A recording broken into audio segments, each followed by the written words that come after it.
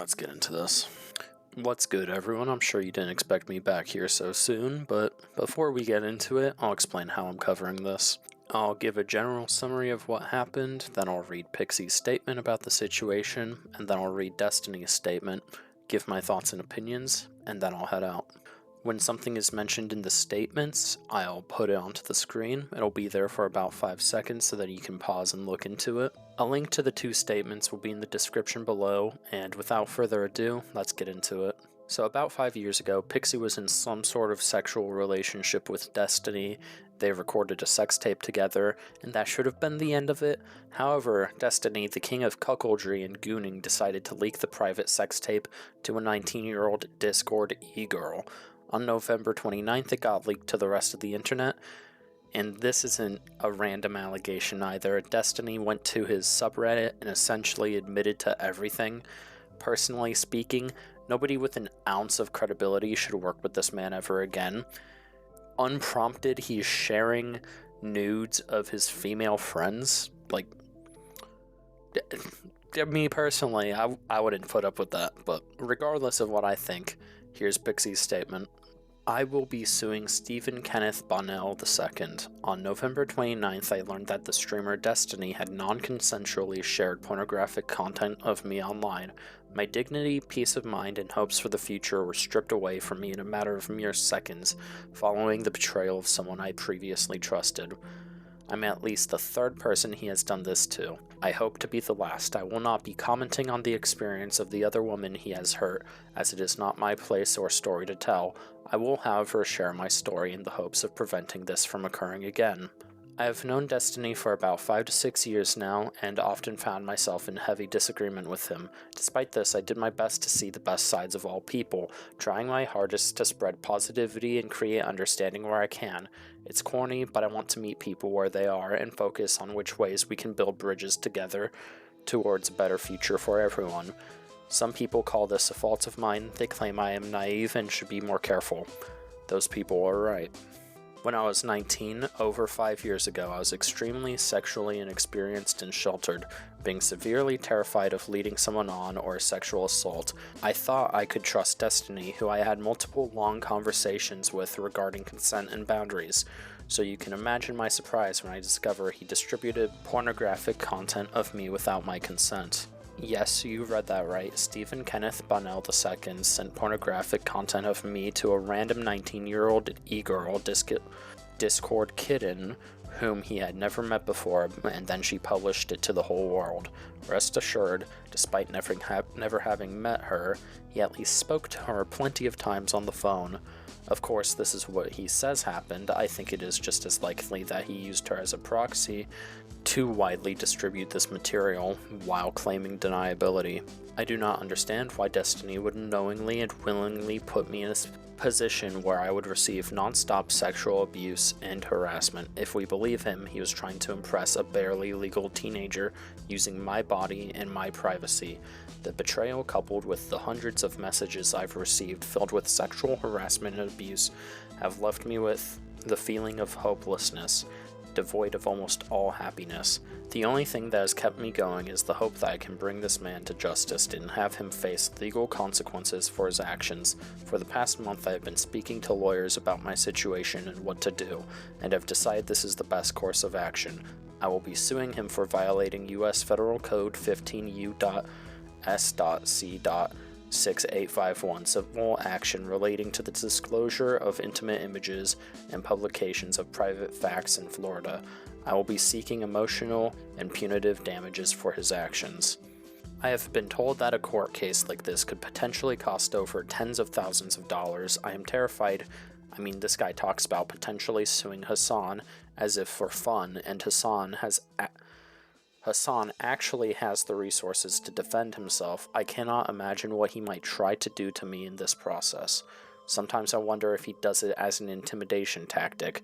I wonder if he is purposefully trying to put fear into my heart when he casually talks about throwing money into a lawsuit with a multimillionaire who can fight back, as if it's an indirect flaunt or warning over his capability of outspending me in whatever legal case I throw at him. At the request of my friends, I have been encouraged to link my send and go. What the fuck is the... Okay. Encouraged to link my give, send, and go regarding this case here in hopes that we can raise enough money for me to legally succeed. Sorry for the break in character. Who the fuck uses link... Who the fuck uses give, send, and go? Just set up a GoFundMe. What the fuck? Anyways. Whoever the next Joe Rogan of the left is, it cannot be someone that crosses sexual boundaries, violates consent, and puts women's well-being and safety at risk. It cannot be someone who puts women in positions where they will be sexually abused and harassed. It concerns me that Destiny has been interviewing potential DNC chair candidates such as Marianne Williamson, Martin O'Malley, who have no idea of what he's done. As time passes, he tries to position himself to have interviews with increasingly powerful figures such as Zelensky. I can't help but be filled with fear that Destiny might continue to succeed, despite facing no repercussions for his actions. If the Democratic Party wishes to succeed in the future, it cannot be a party that accepts the sexual exploitation of women. It cannot be a party that allows men like Destiny to break into the mainstream, for allowing him to access such spaces would be a direct endorsement of his behavior. I have been told that the payout might not be worth the harassment and attention I will receive. In an ideal world, I would do this privately, but I've been told there is no realistic way the court will give me anonymity. This means my only option is to go public. I have been told by a variety of people to not go public. I have been told by some people that Stephen really does feel sorry, but I am inclined to believe them. Am not inclined to believe them, especially taking into consideration his actions regarding me. Regardless, what Destiny did is unacceptable. I believe he will do it again, unless he faces justice. Let me be clear, Destiny has violated federal law in his transgressions against me. He has violated my consent and is directly responsible for the sexual abuse I have received. I am terrified. Evidence log. Destiny. Alright, for these I'll just read what's labeled, and I'll show the evidence on screen for it, okay? Destiny apologizing to me for his actions. No, I had to contact him asking about the situation before he sent me this message. Destiny downplaying the pain I felt and my concerns. Destiny offering to pay some bills, I guess to try and make me feel better. I'm sorry, is a water bill being paid going to make me feel okay about the lifelong trauma I've received?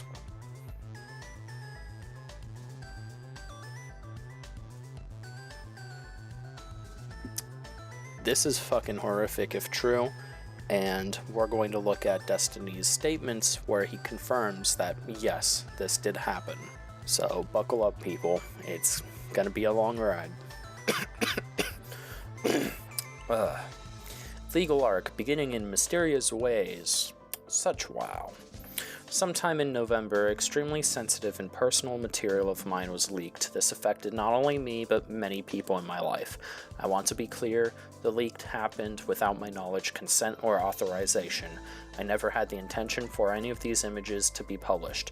I haven't spoken out publicly regarding the situation for a few reasons. I'm actively pursuing criminal and civil litigation on these matters against multiple parties. Speaking publicly about these materials brings more attention to them, which harms all of the victims involved. I have been trying to move on from covering drama content, as it had been increasingly negative on my life.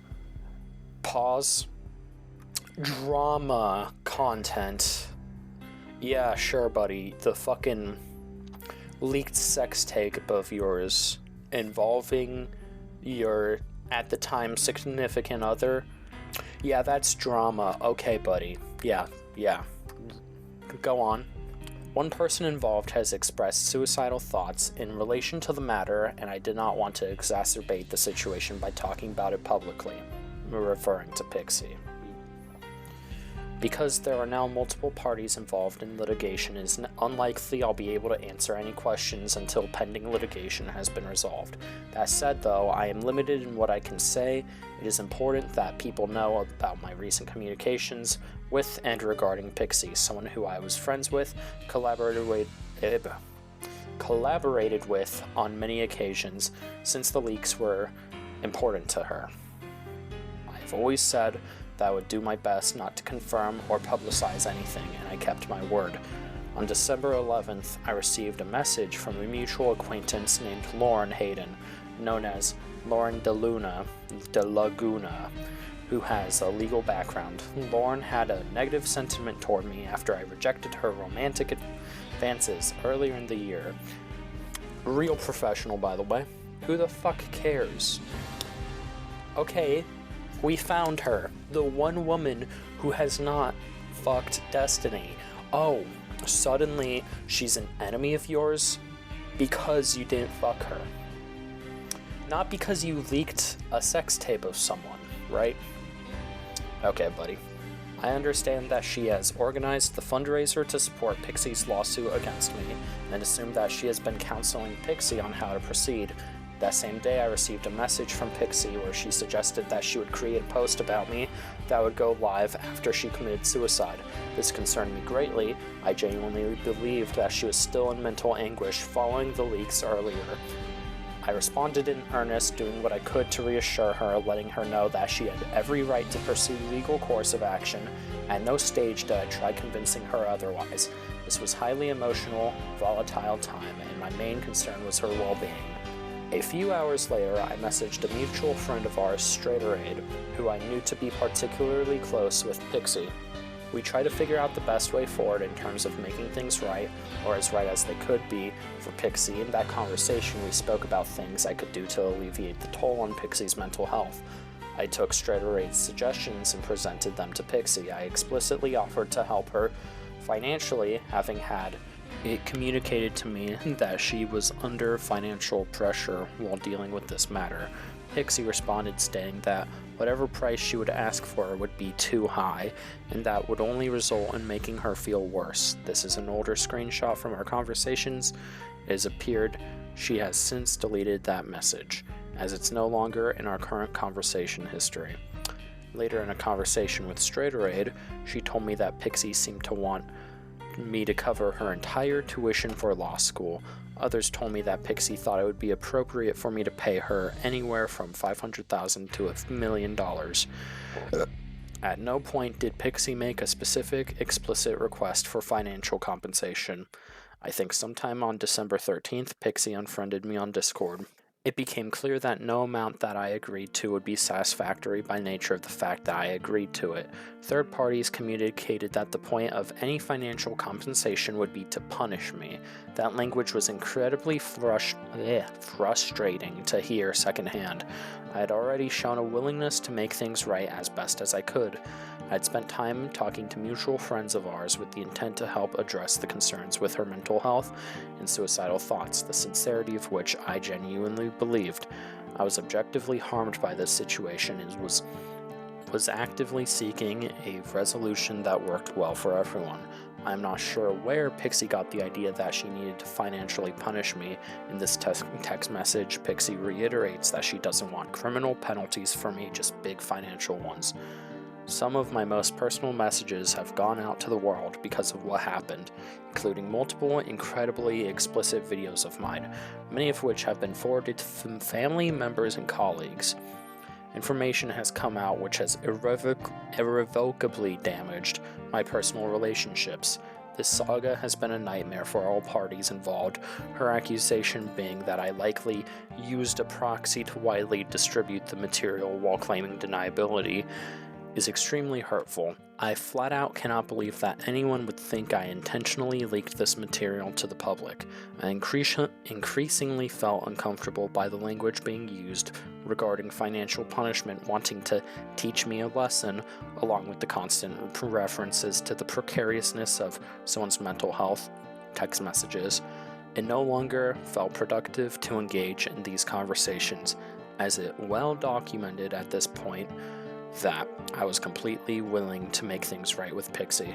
At this point, I just tell people close to me that if Pixie wanted to pursue legal actions against me, she's free to do so, but I don't feel comfortable talking to her about her until at the least my current legal actions have run their course. It has been brought to my attention that Pixie has now tried to re-add me as a friend on Discord, but I have ignored these requests. I've never told anyone what they can or cannot speak about. I've always left that option open to them. Despite what some people have said, I've never threatened Pixie with litigation or NDA'd anyone. My goal was to respect the wishes of people who had been affected by the leak. Pixie has stated her intention to sue me and is fundraising for that.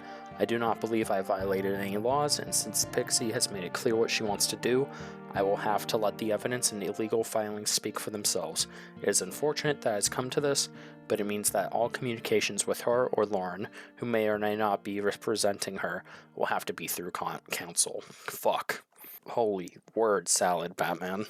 Personally speaking, I don't side with Pixie on the fact that she thinks Destiny intentionally leaked all this. I believe it was a genuine accident or that someone hacked him, but, you know, like commenter Dwight Hayward said on his Reddit, I don't believe that's the case, but it's still a shitty to do to share others' nudes without their consent. I am not going to pretend to know the legality behind that, just morally speaking, it is fucked up, malicious intent or not, which exactly sums up my feelings towards this situation.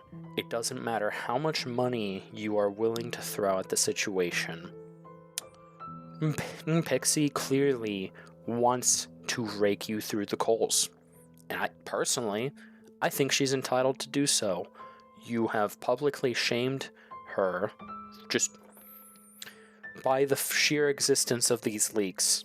Like, if someone stole your phone, someone stole your computer and this got out, that would be one thing, that wouldn't be your fault, but this all got out because you sent this to someone else, and that person leaked it. So therefore, by transitive property, it is your fault because you shared the nudes without their express consent.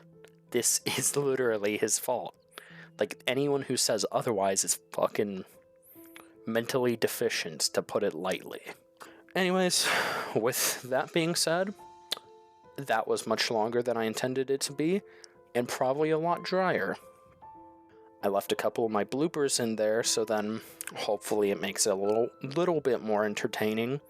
Probably not the best idea, but, you know, can't really wisecrack and make jokes and call people retarded in a script about someone leaking pornographic material of another person. So, it is what it is. If you liked it, like, comment, subscribe. Next video I do might be covering President whatever his name is, the fucking guy who leaked the Nicholas Diorio call, because personally I find that pretty scummy. Dude was clearly intentionally trying to bait Nicholas into saying something, and then he was going to hit him with it after the fact, not letting him know that he was recording. I mean, anyone who says you shouldn't record calls at this point is just begging you to get fucked over, because if you don't have the call logs and they're not willing to share the full call logs, you're gonna get fucked over. But that's a tale for another day, so to speak.